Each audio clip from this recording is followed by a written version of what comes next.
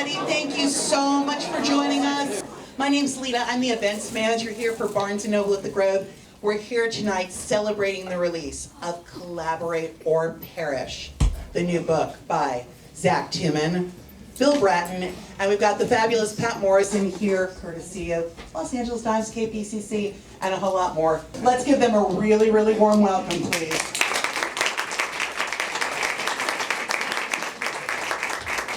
Thanks, everybody. There's still, I think we still have some seats, and we have other members of the LAPD command staff coming. And we're going to have a senior staff meeting here tonight. I think we have a quorum for us. So Chief of ICE. I've talked to Chief Bratton so often on my radio program. Of course, anybody in Los Angeles during his years as chief knows him so well. And I have to say, when I saw the title of this, I thought, you know, this is an editor at work, because if it was really Bill Bratton writing this, it would be Collaborate or Die.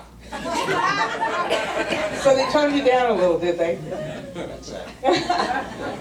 The whole idea of collaboration sometimes runs headlong into the notion of American rugged individualism. And so while in companies, in government, in any agency we do collaborate, the idea of a collaborative model maybe is something a little different. And that's what they're talking about here tonight. Chief Bratton from his experiences in policing, and Zach Tumin from his experiences talking with companies, watching companies throughout his career and his writing. So gentlemen, thank you so much for being here.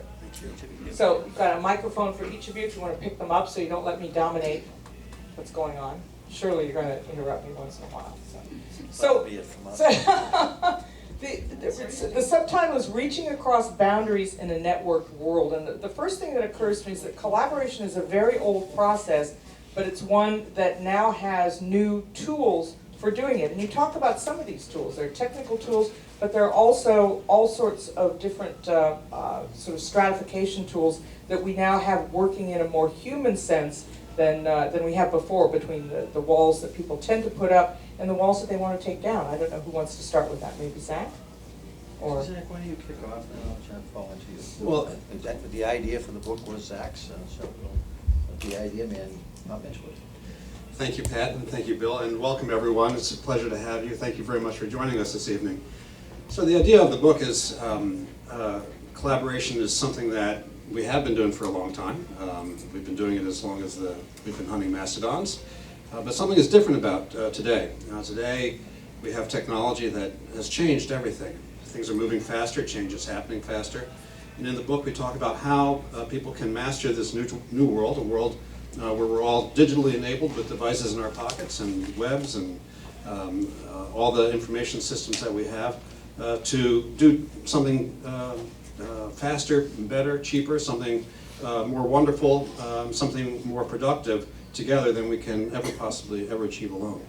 what is the resistance to collaboration? It's a great idea, as you say. It goes back to to early humans, but episode after episode in this book is about people putting the brakes on, saying, no, not me, not here. Human nature. I was smiling as I was listening to Jack, because it just prompted a couple of memories.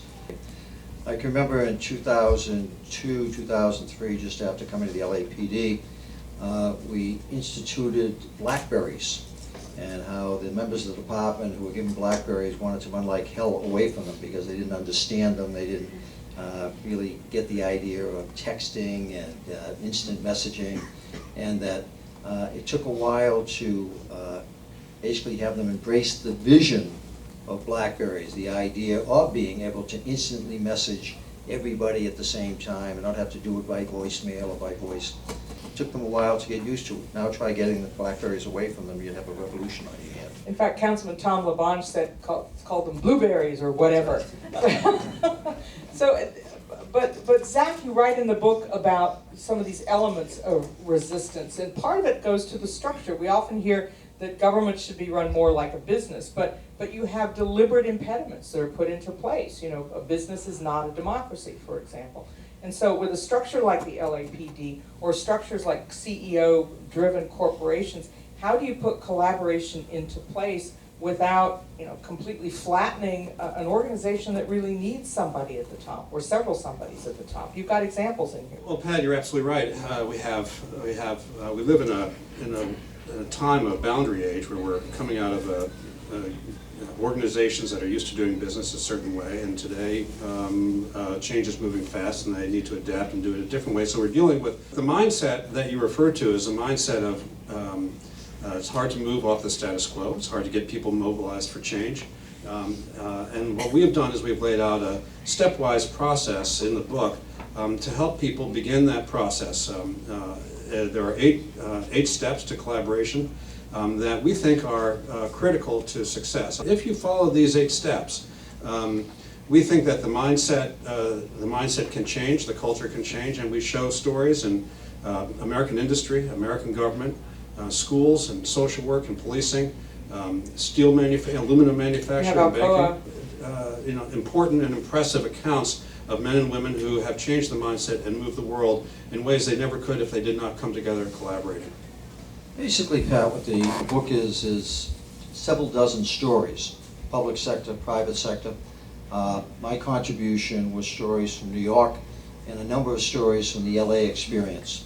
The LA experience, we talk about the creation of JVIC, one of the first fusion centers in the country after 9/11 to start collaborating more effectively with the federal government on how to keep Los Angeles safe from terrorism. There are stories about MacArthur Park, the fiasco in 2007 on May Day, the immigrant rally, and the incredible black eye for the department, and quite frankly, myself as chief of the department at that time. Talk about Safer Cities initiatives that were begun under Mayor Hahn, who's in the audience here today, and continued under Mayor Villalgosa.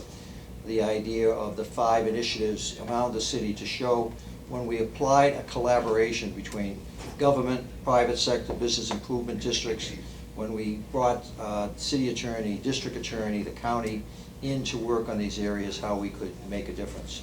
Zach talked about the 8 steps essential to a successful collaboration. That's the heart and soul of the book, the 8 steps that we believe that, not necessarily sequentially, but if you don't have them, then you're going to, in some respects, set yourself up for a failure before you start. And if I could just take a moment, Pat, to run quickly through those 8, because it just frames some of the discussion. Everybody counted? And, okay, if I miss one. Well, first off is to have a vision. And in the case of LA, this is an LA audience, the vision that Mayor Hahn had when he hired me was that the city could be made a much safer place, and making it a much safer place, we could also maybe begin to attack the problem of race and racial tensions in the city. It was a vision I shared, and fortunately that we were able to come together as a team to begin that process. The vision was also shared by his successor, Mayor Villalgosa.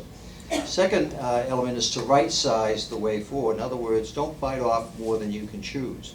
So effectively, the Safer City Initiative, the 5 target areas, Skid Row, Baldwin Village, Hollywood, out in the valley, they were initiatives that we were going to show that with the right collaboration, the right resources, we could make a difference. And every one of them was a phenomenal success, including the turnaround at MacArthur Park.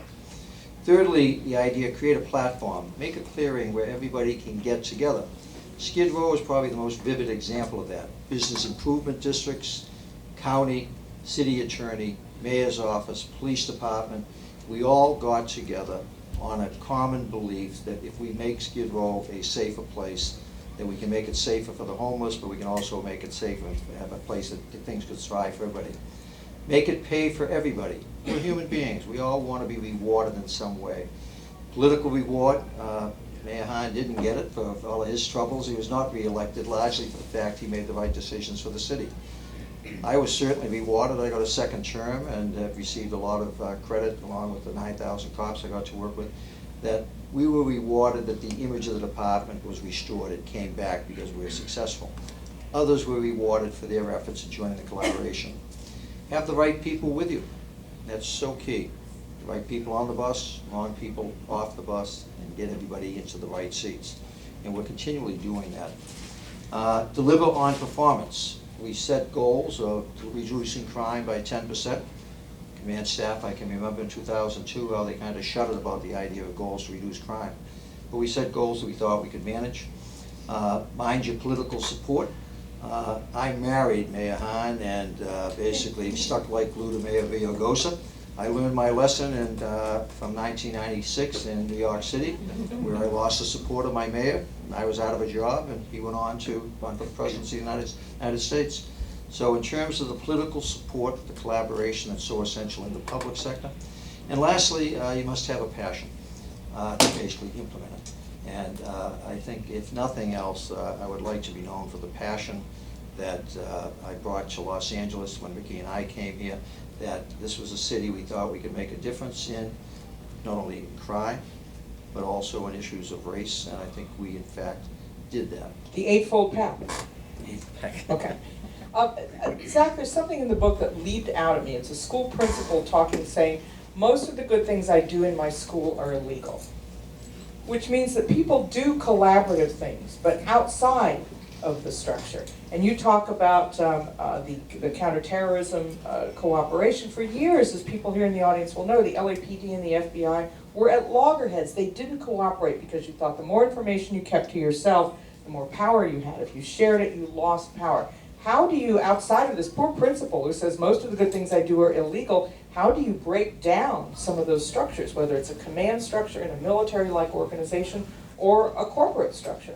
Well, I think the example in the book, Pat, is the principal who's facing a budget process in the New York City Board of Education, which hampered everything that the principals thought they needed to do in order to improve performance at the school level. In that story, we talk, it's a terrific woman named Beverly Donahue, who came in to lead budget reform for Rudy Carew in New York. And she was tasked with reinventing the budget systems that principals had to use. And what she did was, she went to the users, she went to the principals. She said, you guys know how to do your jobs best. Come work with me. And began that process of building trust and creating a system that people could look at, touch, feel, and say, I can be successful at creating the change that I have believed in and that I have tried to make work all these years now as part of the organization, as part of the mission. I think it's something that Bill has done wherever he's been in New York and Los Angeles, and we see the same work in Alcoa, in Wells Fargo, in Nokia, and the other companies that we discuss in the book. And Bill, you write in the book about how you came into the LAPD without the baggage, the institutional baggage of more than 50 years that the department has been having problems. Does it have to be the new guy phenomenon who comes in, who shakes things up to make this kind of collaboration possible?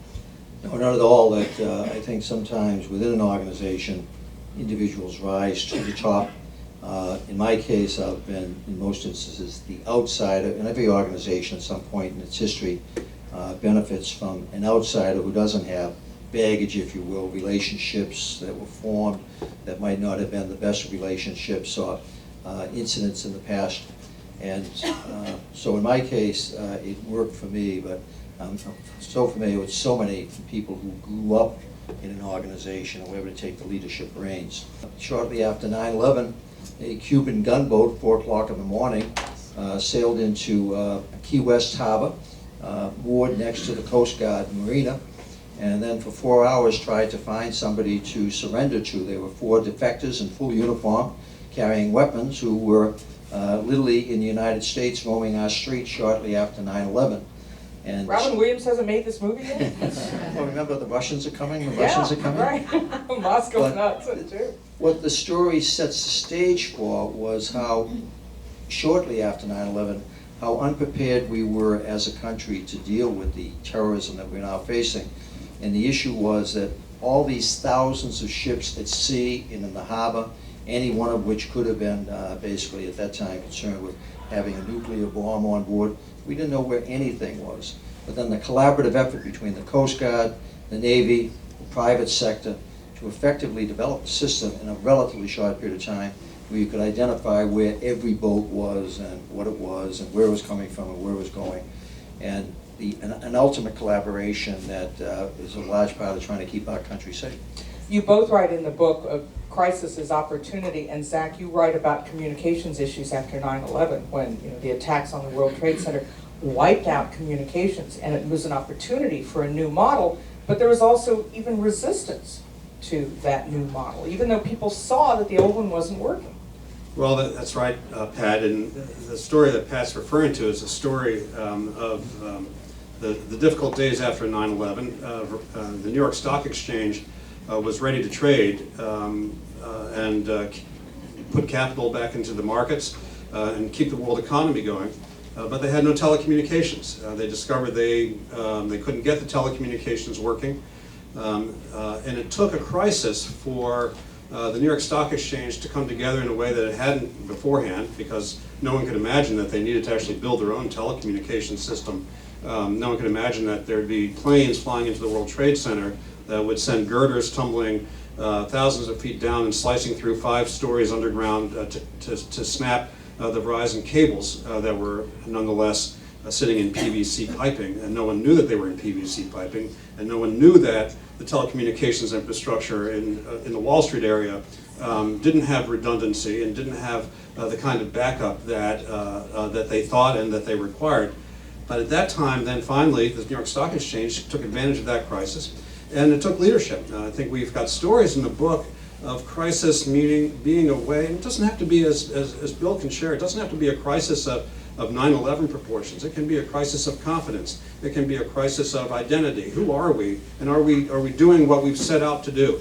There are many crises that then leaders can take advantage of, and I think Bill can address this, to move change through an organization in a way that is enduring and that could never be moved under other circumstances. The MacArthur Park may be a good example that people here will resonate with. 2 examples, actually, that one, certainly MacArthur Park is very well known in the sense of the circumstances on that day where the peaceful demonstration, 7,000 people in a lawful demonstration, that demonstration was interrupted by the Los Angeles Police Department and a phenomenal black eye force, but coming out of that crisis, using that crisis to basically effectively continue the reform of the organization, to speed up the reform of the organization by showing, one, that the department could investigate itself more thoroughly with our intimacy about our procedures than any outside blue ribbon panel. And so several months later, when the report was issued about what had gone on and what had gone wrong, the report was applauded for its transparency, its honesty, its analysis of what had gone right, not much, what had gone wrong, a lot. And so out of that crisis, from my perspective, the most significant crises I faced in almost 40 years of policing, came what I would describe as almost one of my finest hours. And when I say my, I don't mean me singularly, but rather the Los Angeles Police Department that I was representing as chief, that the department had showed clearly that it had turned a corner in that it could, its history of always not accepting blame for anything that had gone wrong, now was accepting blame for what had gone wrong and causing it to go wrong, but as importantly, had found ways to now address the identified problems and was correcting them on its own without an outside commission. And it was truly, from my perspective, the department's finest hour. Another story not widely known about the idea of using crises to speed up change is that in 2005, we were issuing the crime reports, as we always do, to the police commission each week, and we were celebrating that overall crime was continuing to go down for the 3rd year in a row. But there was a blip in the gang crime information that we also tracked in Los Angeles because of our gang problem. And that blip basically showed that for several months we'd been trending up in that category. But it was not noticed, the media was not particularly paying much attention because crime had been going down in general. We literally created a crisis, Earl Payson, you will remember this, that we, the Los Angeles Police Department, began to talk about that the gang crime issue was beginning to spiral up. We consciously brought attention to the issue, consciously created a crisis. Why? To, one, support the idea that we needed more police. The idea that the issues we were facing, while overall crime was going down, the issue of crime, gang crime, is of such concern in the city, that was beginning to trend in the opposite direction. And so with that basis, we were able to create, over the next several years, momentum that resulted in the hiring of finally 700 additional police officers and finally getting close to the 10,000 goal that was the magic goal in this city. So we created a crisis that we knew we could control, and sure enough, within several months, gang crime began to go down. And here in 2012, despite the significant budget cuts the department is facing, overall crime and gang crime continues to decline. I want to ask you about the MacArthur Park incident, because as you point out, the history in the LAPD had been deny, deny, deny, deny, not a problem. Did you get more credibility as a department by saying, we didn't do things right here?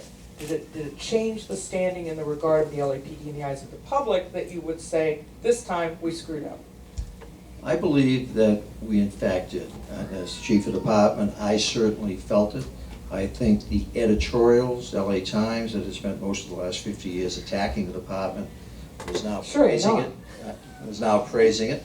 You never did get the Pulitzer Prize for going after the LAPD. That after 50 years, they still didn't pull it off. But no, MacArthur Park, again, I think in years ahead, people look back and will see that what could have been the beginning of a turnaround going back to the old ways, effectively is the beginning of the turnaround that's now celebrated, that the department is leading the way in terms of dealing with race issues and the image of the city as a city that works. Zach, you talk about a lot of success stories, but those were very hard-won battles, and I'm sure there was a lot of metaphorical blood and maybe some literal blood on the floor too. So you write about the headwinds, collaboration, everybody loves it, it sounds great, and when it works afterwards, everybody wants to take credit. But you write about the headwinds, the natural resistance to change and other things that any institution will put up a fight for. Well, the status quo is always a comfort zone for many people. It's what makes change hard, as we all know. Anytime we want to make a move off a space where we know what we're doing, we know what the drill is, it's difficult. In the case of Wells Fargo, for example, Steve Ellis, who's the executive vice president for the commercial side, said, "Listen, we've got to get our commercial people onto our commercial customers onto the internet because the internet is changing, and there are going to be a lot of banks out there are going to grab our business if we don't." Well, the headwinds that he faced were he's got a bank he's got to deal with. What's a bank? A bank is a big place. It's brick and mortar. It's all steel. And it's all security and trust. And that surely was what Wells Fargo was about. But at the same time, he had to go and make that move onto the internet. And how did he do that? He worked with the chief executive officer at the time, Richard Kovacevic, and Kovacevic had this vision. He looked around, he saw exactly what Ellis saw. The downtown district of San Francisco that was in the heart of the dot-com boom. And his idea was, if I can get an organization that has this look and feel of the internet, at the same time it's got roots in the brick and mortar bank, then I can create that new hybrid organization that has the promise of security and safety that Wells Fargo has always offered. At the same time, we can move quickly and fast at the speed of the internet that our customers want. Very successful. They went from $1 trillion in transactions, up less than $1 trillion when they started off in 2000. Within a year, they were on the internet. 10 years later, they're at $11 trillion in transactions on the commercial side for Wells Fargo. It's an astounding story. Steve's a great guy. It's laid out. Dick Kovacevic is an amazing CEO. The story's called $1 Billion Bet, and I hope you read it and enjoy it. A couple of examples of what we're talking about also that we're here at Barnes & Noble tonight. They are our hosts, and they're very gracious hosts. That you may recall that one of their principal competitors was Borders, not too far up the street on Sunset Boulevard. And Borders is no longer with us. What happened at Barnes & Noble a couple of years ago, recognizing that reading is changing. People were now looking to get their news and their reading from different mediums. And so they began to invest in, when you come up the escalator, the Nook. The idea of a tablet that you could, in addition to a hardcover book, you could get the book electronically. They began to find a platform where their customers could go and be satisfied. Borders did not. Borders is out of business. They didn't keep up with the changing network world. How do you reach customers and get customers to where you want them to be to buy books?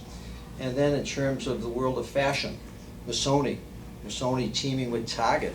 Here you have a high-end fashion house, Missoni, that basically is collaborating with a middle-income store to reach that audience base, understanding that they were not going to survive in the world economy just selling to the few thousand.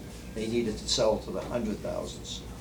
Can you talk about the overtime question in the prosecution, the Elizabeth Holtzman case in New York, how everybody knew that there was a problem? You smack your head because you had police officers who were sitting there waiting to be called into court, cases that were delayed, and probably nodding heads out here from a lot of law enforcement people, how that was a collaborative process and how it ended up turning out. Zach, before you tell that story, because this is one of Zach's stories in the book, a lot of police in the audience should appreciate that in New York City in the 1980s and 90s, the federal court required the city to not take more than 24 hours to arraign a suspect. Because in some instances it was taking 48 to 72 hours. And the practice in the NYPD in those days was the arresting officer stayed with the prisoner for those 24, 48, or 72 hours. So if they arrested a $1.15 fare beater, it would cost the city literally hundreds, if not thousands of dollars to prosecute that fare evader. So one of the reasons fare evaders were not arrested was the cost, and no cop wanted, even though he's getting a lot of money for it, to spend 48 hours shackled to this character that he arrested in the subway. So this was a story that Bill and I both knew about, but we didn't know that we each knew it. Because Bill, as a police chief executive of police organizations in New York, saw it from one perspective. I was a staff person for Elizabeth Holtzman, Brooklyn District Attorney, and I saw it from another one, and I wrote it from my perspective. But it's a story really about systems that thwart the best efforts of cops, of DAs, that thwart the best interests of victims and the criminal justice system to do the work that they all set out to do. It's a story about Chief Executive Elizabeth Holtzman, who saw these massive delays in the way that cops and DAs who needed to work together came together in the aftermath of an arrest and said, we can do work differently. We can put up video links between us so that we don't have to have cops come down. It's costing an awful lot of overtime. And so Holtzman went to Ben Ward and said, listen, we just need it. We have a better way to do it. I've got some money here. Let's put up some video links, and we can reduce the time it takes for everyone to get this done. We'll have better information. And it was a very difficult moment, I think, for the New York Police Department, because it was a time when it was a situation where the overtime was important, and he basically said, we'll do it, but you're going to send Tumin out to the precinct to explain that it's the DA that's taking the overtime out of the cops' pockets and not me. And I went out to the precincts and I did that, and I can assure you that I was not greeted warmly. But the fact is that here was a different way of doing business that ran into those same headwinds, where it paid for the city to have a different way of doing business. But at the individual level, it was very difficult for the department and even for some DAs to make the change. So. The department had, for even the most simple arrest, 23 different forms that had to be filled out. And there was no uniformity of basic information on each form. Each one was designed at a different time by a different person. So there was no ability to even collate the information through a machine. That was one of the things we finally accomplished in 1995.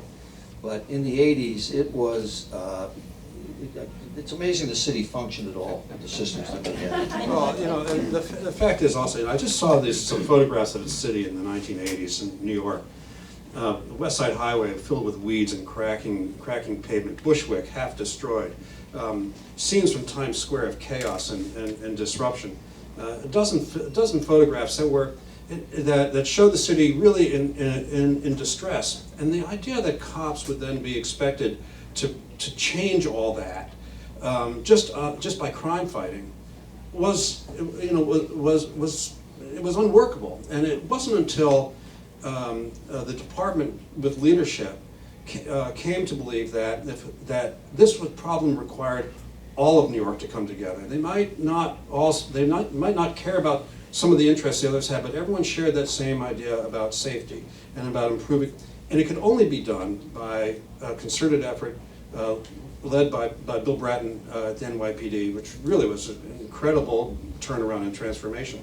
But collaboration was the only way to deal with the problems that were thrown at the police department and said, you fix it. It was unfixable without that other collaboration. We get some questions. How about it from the audience? And if you'd stand up to make sure that we can hear you. Somebody? But what if the political system or particular people or issues in the government are what you're trying to change and they're actually your obstacles? So, Did everybody hear that? The people you want, you're trying to change the system, but the people you need to work with, politicians, are in fact the people you need to get out to make the system work in the first place. Okay? Sounds like the city council to me. Sometimes collaboration is not easy. It is really a matter of finding, I think, my experience, and certainly Zach can speak to his own. Sometimes basically finding collaborators that can then leverage the resistance. Because the reality is there oftentimes will be resistance to change. There's a wonderful example in the book of the Alcoa Company. It's one of Zach's favorite cases. Paul O'Neill, when he was head of Alcoa, a very dangerous business making aluminum in terms of mining of it, the smelting of it, tremendous injuries to workers, terrible labor relations between the unions and the managers. And O'Neill, when he took over the company, he found a platform that he could get everybody to come onto instead of fighting with each other, which was safety. The idea that the company was going to spend whatever it would take to make a safe environment for its workers. And the union was asked to collaborate on what is it that will make a safer environment for your workers. And he achieved it. He achieved it in a very short period of time that they collaborated together. And Alcoa, for a period of time, was one of the most successful companies in the world around the issue of safety. So you think the answer to the question is, do you find one issue that you know you can get virtually everyone to agree on and just use that as a wedge issue? One or multiple that it's oftentimes, though, it's the idea to try to find an issue that you can get tipping point momentum around. In New York City in 1994, that issue was crime. Everybody in that city was finally fed up that they wanted something done. And that was the issue that people basically formed around. Although there were many who resisted the idea because of the lack of trust of an aggressive, assertive police department, because they were worried about what that department was going to do to civil rights issues or to fragile relationships in the city. There's a challenge of creating trust. And trust and collaboration is essential, because in collaboration you're giving away power, right? So you're having to share power, and it's not something that people are entirely comfortable with. Some people will say of collaboration, I'll collaborate if I'm boxed into a corner. I'm in charge. It's not the time to start the collaboration. The time to start the collaboration is when you have an opportunity to solve a problem that everyone feels urgent about, willing to do something about, and you can show them how to come together quickly for success and deliver some value fast in their hands. And these stories are all about creating that right-sized problem that delivers value quickly. People can see that they can be successful together, collaborating, that they can trust around an issue that matters to people, that you're not trying to boil the ocean here. You're just trying to solve a problem that's urgent, that's right-sized, and that everyone can put their shoulders against. I was curious, you've talked a lot about the public sector and the private sector in the United States, but I was curious if you saw this method working on a global scale, and if you perhaps envisioned that the United States needed to collaborate internationally for economic or civil rights purposes. No question that collaboration on a global scale now is essential for all the reasons that we've seen over the last decade, whether it's security, whether it's economic development, whether it's for health. I mean, today you can pick up a virus in Thailand and you'll be in New York City in 5 hours. It used to take three months for you to make that trip. Fully time for the virus to incubate, to show. Today, you can be delivering that virus onto the streets of New York, whether you mean to or not, in hours. That takes collaboration. That means moving across boundaries. That means working with health authorities, foreign services, intelligence agencies, defense, state departments. But what it means is it's essentially a set of political issues, and political issues are about negotiation, and they're about persuasion. And in the stories that we have in the book, there are wonderful accounts of men and women who are working those international boundaries for the freeing of hostages in the jungle, for example, in the Colombian rainforest, in delivering safety and security around the world and food safety. So collaboration on an international level, it works exactly the same way, the same idea. You have a vision, you get a right-sized problem, you get a platform where people can come together, you have to make it pay. Now, it doesn't always work, but there's no way these days where you can go it alone and think that you're going to, that you'll succeed. We were talking about people getting on the bus or getting the quality people on the bus. Sometimes it's a long way between bus stops, and I think patience is like a huge issue. Don't you find that very true as far as sometimes you can't, because people want things immediately, but... I think probably, from my experience, the most vivid example of that, about the pace of change, the length of time it's going to take, the turnaround of New York City and the New York City Police Department was effectively done in 2 years, 94 to 96. It was done, and it's continued 15 years later. The turnaround in Los Angeles of the LAPD, in the sense of the cultural change, really the department totally embracing the changes that were occurring, the city embracing the changes that were occurring, the voting to finally increase the size of the department, some of the racial situation improvements. 7 years in Los Angeles, a long way between bus stops, with a lot of different players and a lot of different seats, so that sometimes you've got a tipping point momentum that happens like that. Other times it's just the journey's a longer journey. Thinking on a global scale, what advice would you give President Obama for collaborating with the Republicans? Advising President Obama on collaborating with the Republicans. Who would like to take that? I think we'd have to start with Congress with this 9% approval rating, that if you think of politics, if you think of Congress, the whole idea is collaboration. They've got a platform, they're on the floor of Congress. It used to be about coming to consensus, everybody giving up something, because there was still going to be something in it for everybody. And for whatever reason, at this particular point in our history, we don't have that. And that is I think the book, the 8 points we have, if you can get enough people to wrap themselves around those 8 points, it can be done. But the issue is right now, it's not happening. Zach, how do you tell those stakeholders, especially real powerful stakeholders, that what you are doing is not working, whether it's Congress or the CEO? Well, to Andy's point, and follow on to Bill's, in the book we talk about right-sizing the problems. Sometimes that means making the problems a little bigger than the one that you're handed. Sometimes you have to expand the problem to find more levers for change. If you can't work at the problem inside one sandbox, make the sandbox a little bigger. I think that's what Bill did with Comstead in New York. It wasn't a problem that the police department could work alone. It required bringing in many partners.